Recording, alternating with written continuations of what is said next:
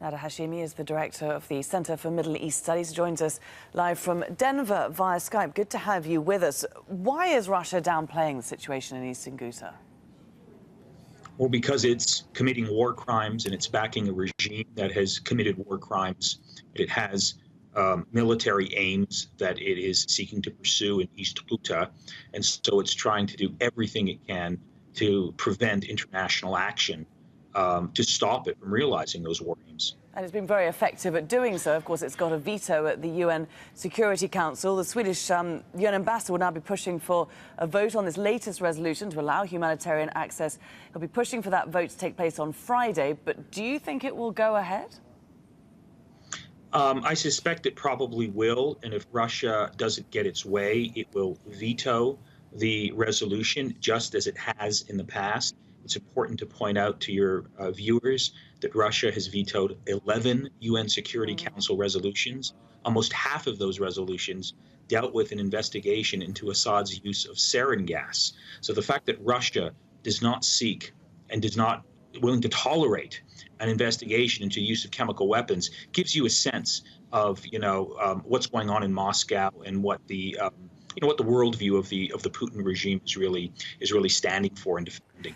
But this resolution, I mean, it's calling for a ceasefire, it's calling for humanitarian access. It's not trying particularly to point the finger this time. So what is it that Russia's unhappy about?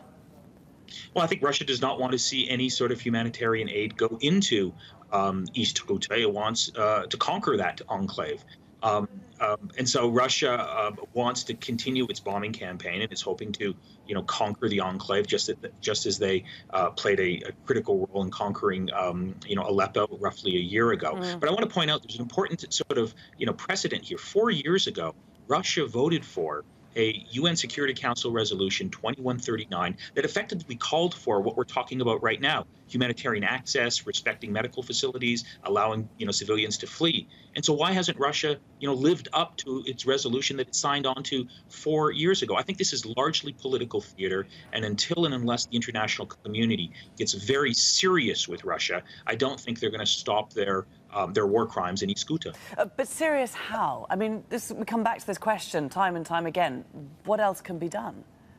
Well, let me give you an example. I think what would send a clear message to Vladimir Putin would be if major countries around the world, particularly in the West, were to say that as of tomorrow, no Aeroflot airline can land in any Western city as long as Russia is bombing hospitals and civilians in East Ghouta. Aeroflot airline is 51% state-owned. Something along those lines would send a clear message to Vladimir Putin. Simply passing UN resolutions that Russia will either veto or ignore has been tried in the past. And so to think that it'll make any difference tomorrow or in the coming days is really wishful thinking. Nader Hashemi, good to get your thoughts. Thanks for joining us there from Denver.